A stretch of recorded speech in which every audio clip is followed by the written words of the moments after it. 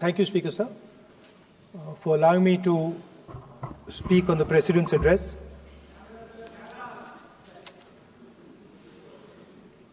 Camera. Thank you. Double thank you, sir.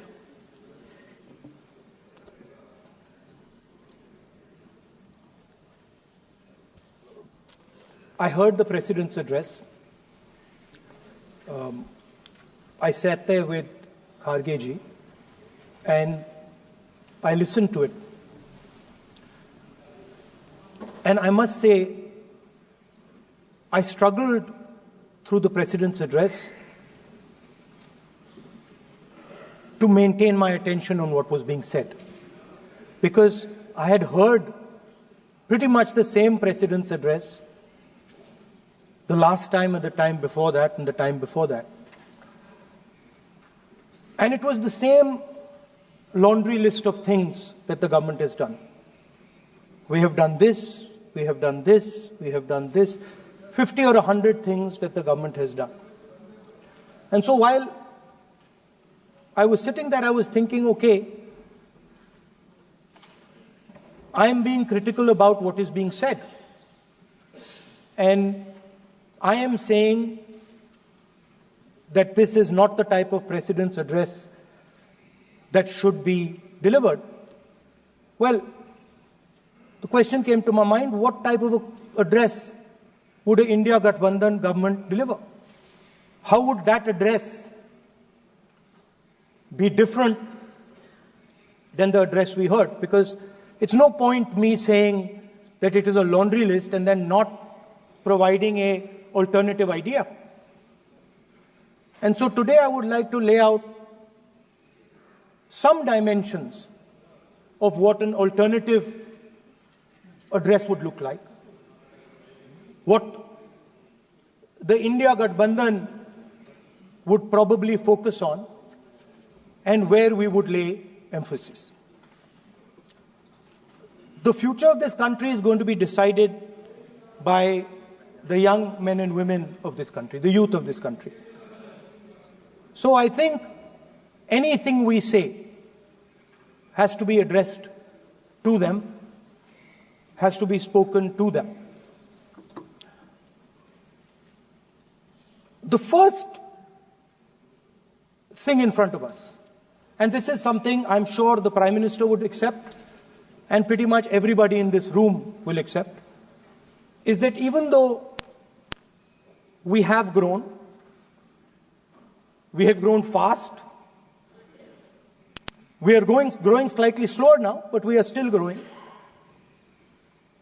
A universal problem that we have faced is that we have not been able to tackle the problem of unemployment. No, neither the UPA government nor today's NDA government has given a clear-cut answer to the youth of India about employment. I don't think anybody in this room will disagree with me. I'll give a little statistic for the Prime Minister. The Prime Minister, something I would agree with directionally. The Prime Minister proposed the Make in India program. I think a good idea. We saw the statues, we saw the functions, we saw the so-called investment, and the result is right in front of me. Manufacturing fell from 15.3% of GDP in 2014 to 12.6% of GDP today. That is the lowest share of manufacturing in 60 years. I'm not even blaming the Prime Minister, because I think it would not be fair to say he didn't try. I could say that the Prime Minister tried, and I think conceptually Make in India was a good idea, but it's pretty clear that he failed, because manufacturing went from 15.3% of GDP to 12.6%. So the first question that any alternative vision would answer to the youngsters of our country is, okay, what and how are we going to solve this problem of employment? Any country basically organizes two things. You can organize consumption, and then you can organize production.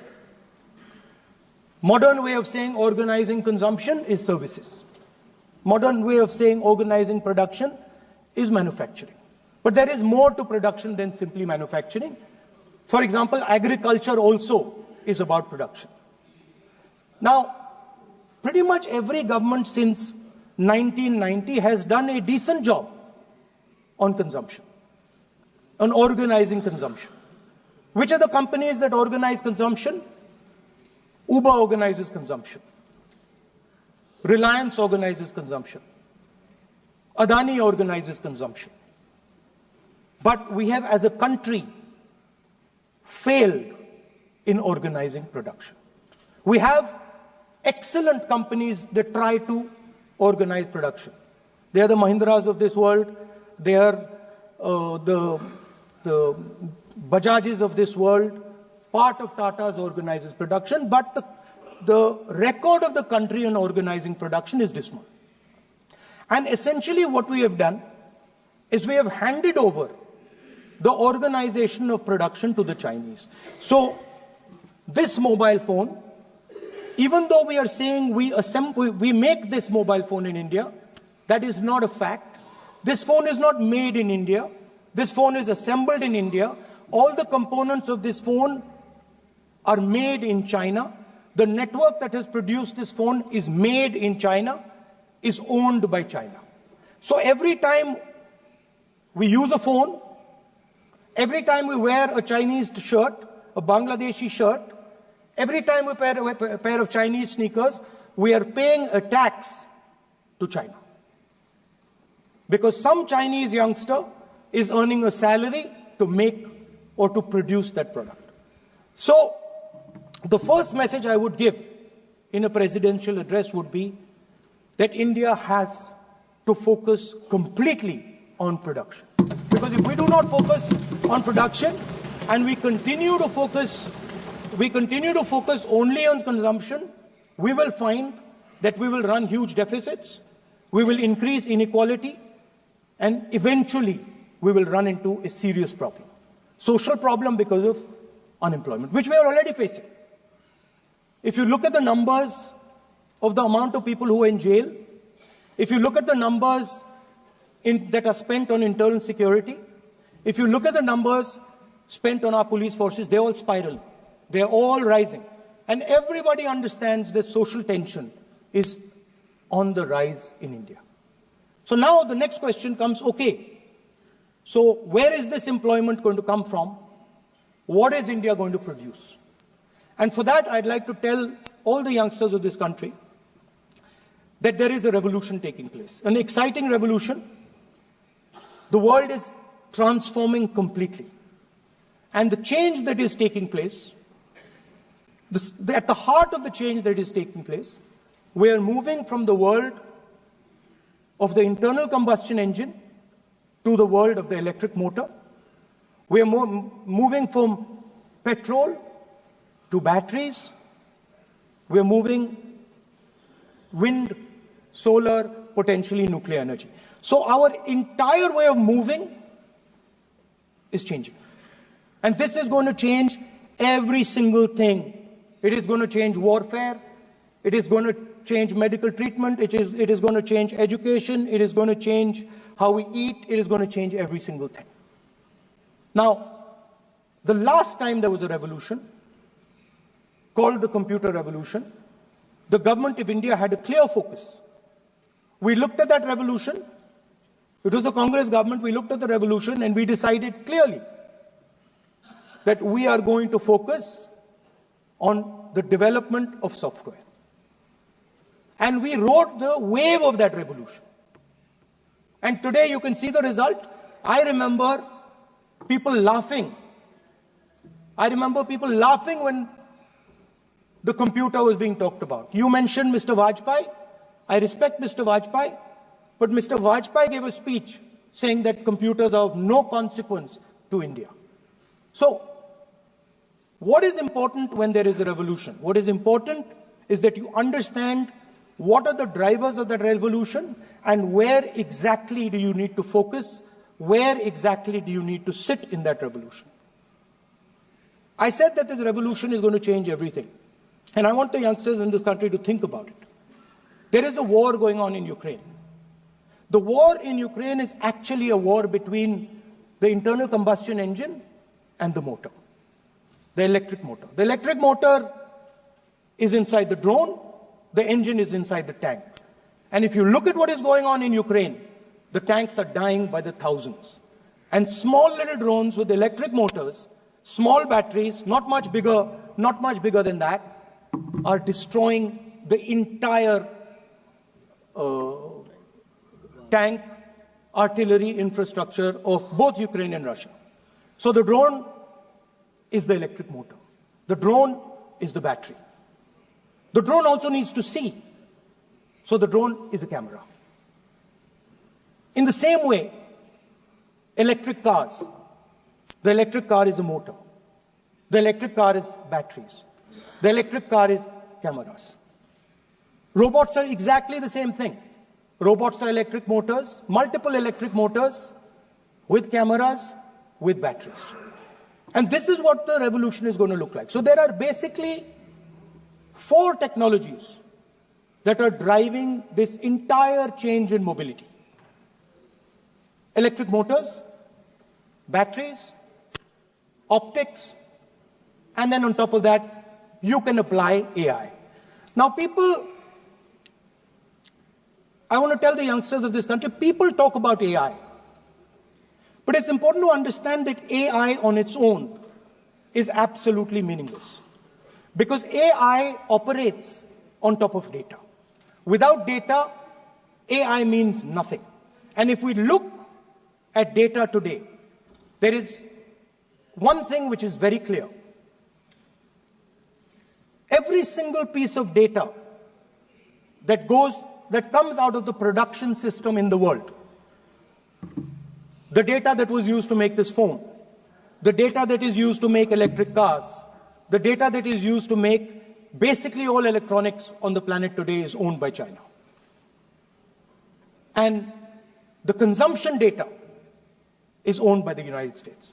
In China, the consumption data is owned by China, but in India, companies like Google, companies like Facebook, companies like Instagram, X, they own our consumption data. So if India wants to talk about AI, it has to first answer the question, what data is going to power that AI?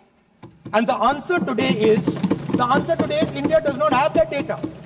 Neither does India have production data, neither does India have consumption data. We have handed our consumption data to the big American companies, and the production data we don't have anyway. So what would that vision look like? The first thing, we would start getting youngsters excited about this revolution. We would start to introduce the idea of a completely new way of moving, a complete revolution in how things move. We would start teaching our children in schools about batteries, about electric motors, about how these things combine, about how drones, robots, electric cars are structured, how they will work together. And most important, we have to start building a production network so that we can get access to production data. Now, what would we focus on? We would not give you a laundry list. China has at least a 10-year lead on India in this space. China has been working on batteries, robots, motors, optics for the last 10 years, and we are behind. So what would our president's address say to the youngsters? We will choose critical areas in each one of these technologies, and we will start to build capabilities in those areas.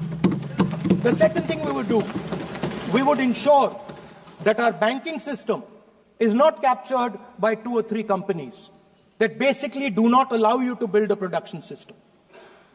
But our banking system is open, is dynamic, and is accessible to small and medium businesses and to millions and millions of entrepreneurs who want to take part in this revolution. Our foreign policy would take into account this revolution. When we talk to the United States, we would not send our foreign minister to invite our prime minister to his coronation. We would not send him 3 or 4 times, please invite our prime minister. Because if we had a production system and if we were working on these technologies, the American president would come here and invite the prime minister. So it is important to understand where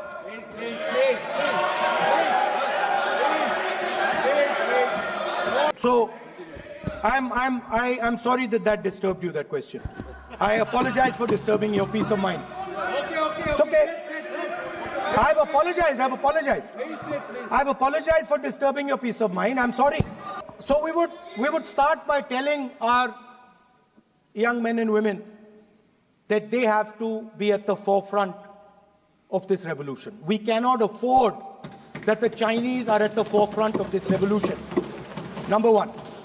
Number two, we would ensure that the absolute best experts on these technologies would talk to our students, would talk to our youngsters, and guide them on what a future, on what these future technologies are going to do.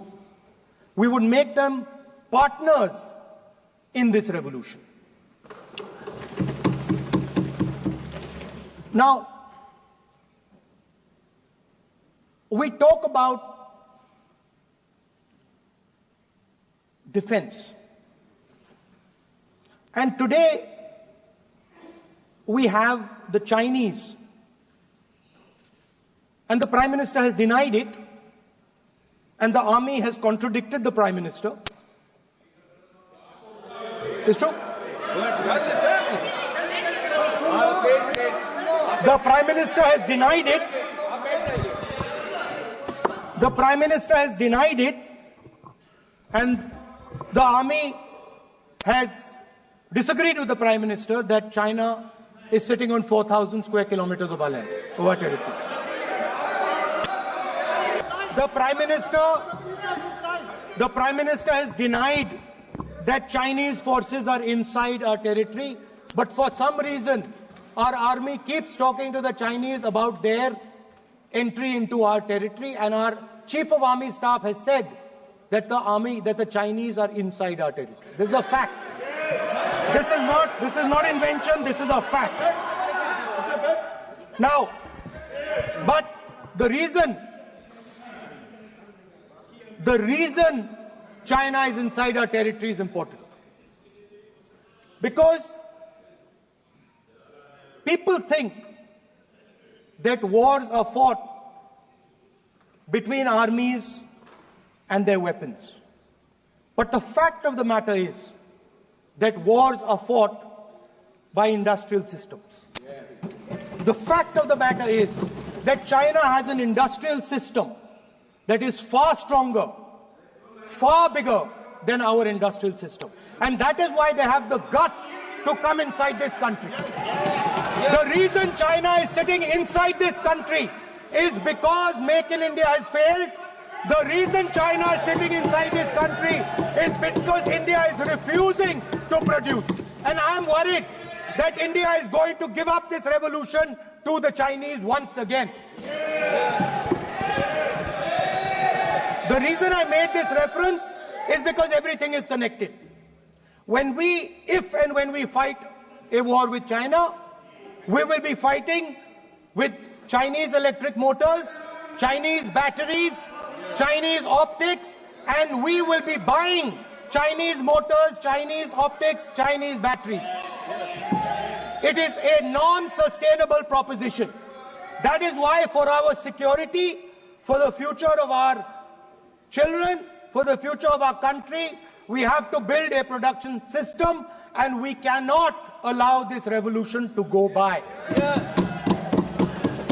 Now, the next step, we have a strategic partner called the United States. The partnership should focus on how India and the United States can work together to take advantage of this revolution. That is what the conversation should be on. Please understand that India is as important as the United States for the simple reason that they cannot build an industrial system without us. They cannot build a production system without us. No matter what they say, the Americans simply cannot do what India can do because their cost structure is much, much, much more expensive than ours.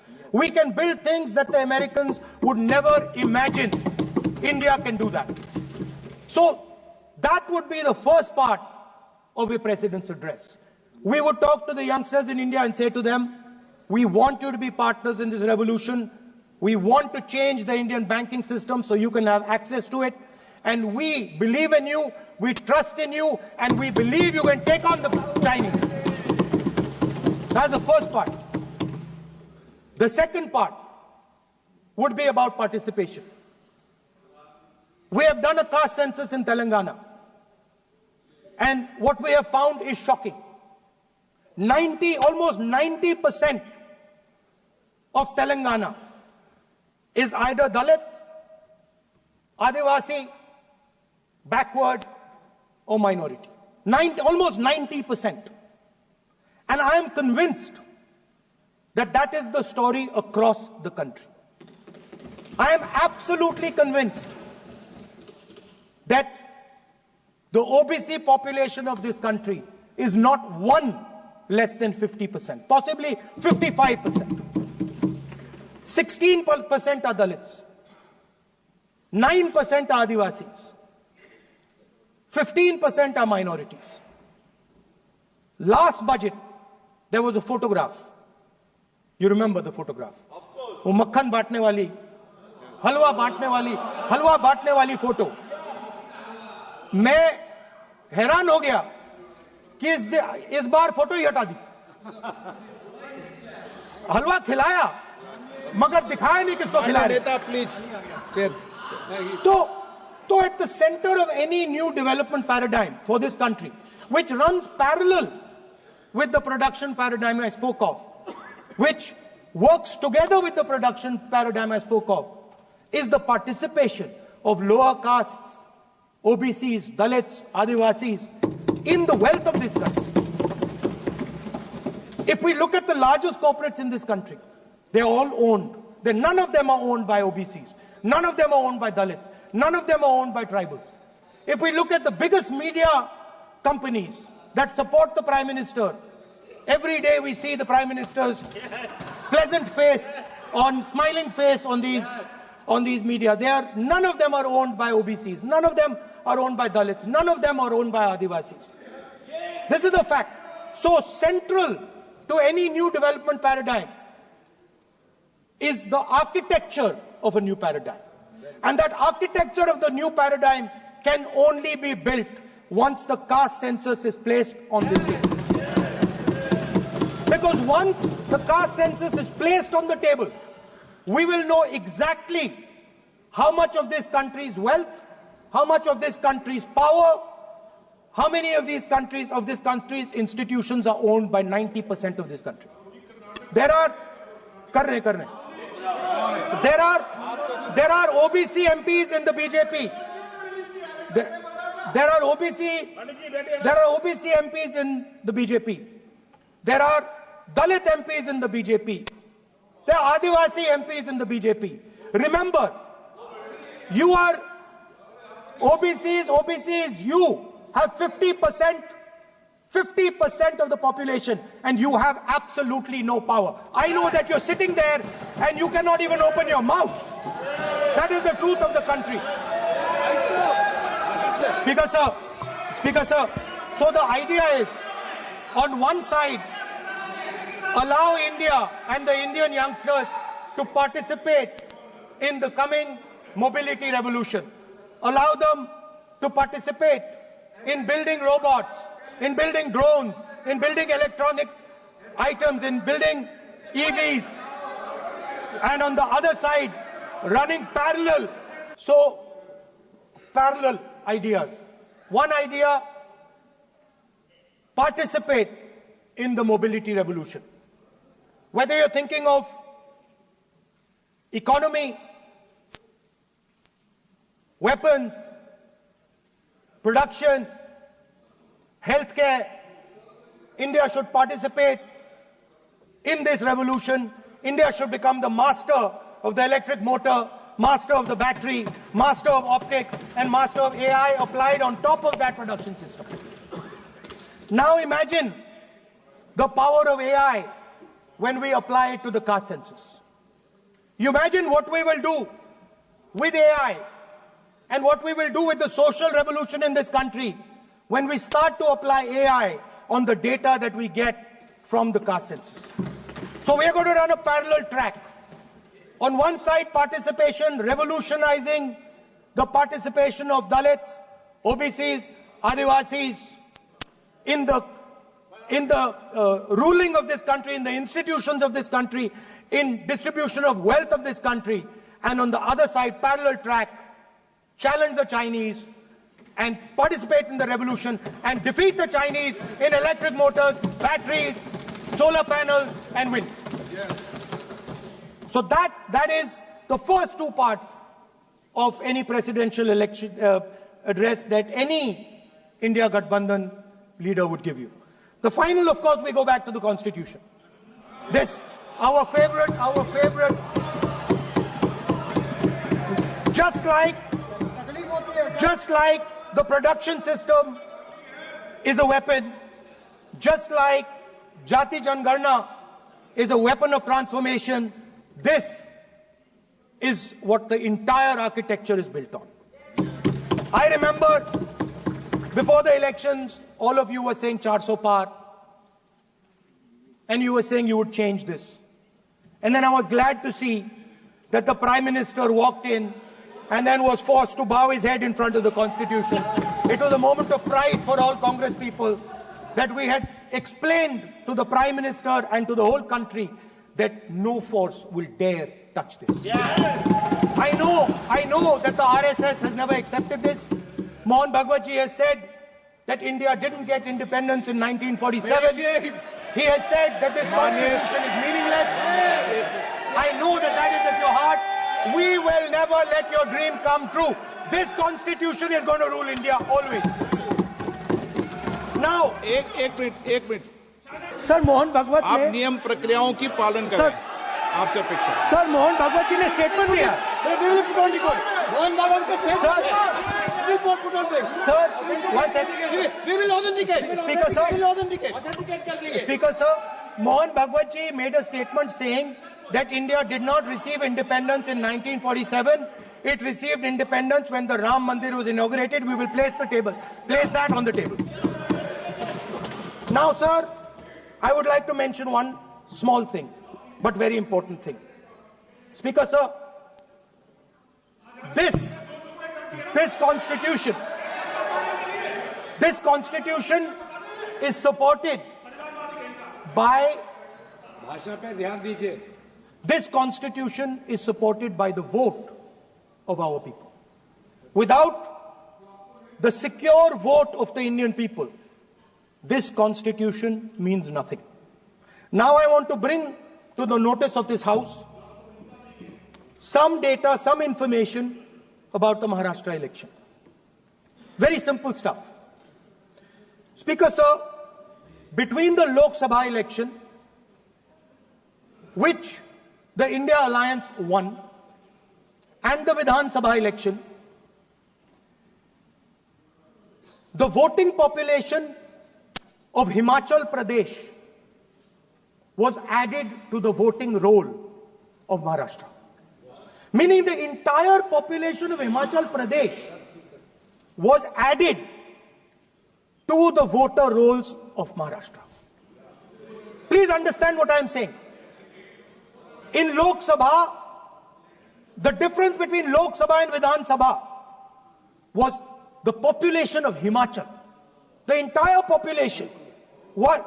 Almost 70 lakh new voters suddenly arrived between Lok Sabha and Vidhan Sabha. Now, the most interesting part, and the Prime Minister is not looking at me. The most interesting पूरी बात part. सुन रहा है। मजबूरी है। आप The तर्क most पे बात कर रहे हैं, interesting part तर्क पे सब सुनेंगे। देख नहीं रहे मुझे। तर्क पे बात करो। मुंह नीचे कर लिया suddenly. The most interesting part is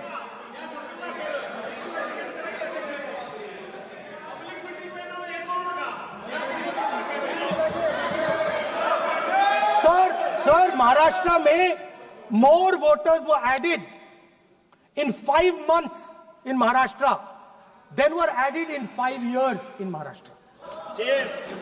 जितने 5 साल में ऐड हुए उससे ज्यादा 5 महीने में ऐड हुए, आखिरी 5 महीने में लोकसभा चुनाव के बाद। सर, एक बिल्डिंग है सर शिरडी में, एक बिल्डिंग में 7,000 नए वोटर एक बिल्डिंग में ऐड हुए सर। एक बिल्डिंग में 7,000 नए वोटर ऐड हुए सर।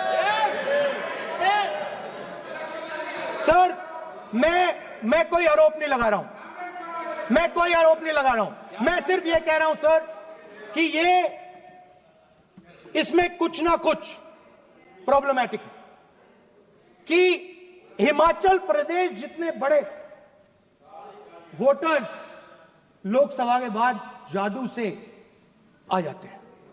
अब हम क्या कह रहे हैं, हमने इलेक्शन कमीशन से रिपीटेडली कहा है कि हम आरोप नहीं लगा रहे हैं, आप एक काम कीजिए, हमें लोकसभा की वोटर लिस्ट दे दीजिए, नेम एड्रेस और इलेक्ट्रॉनिकली दीजिए, और विधानसभा नहीं है।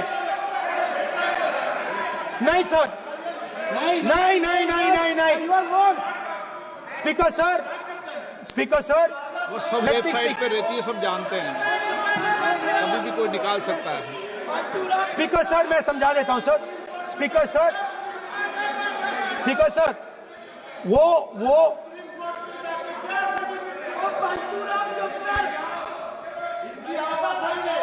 Speaker sir, we have asked, speaker sir,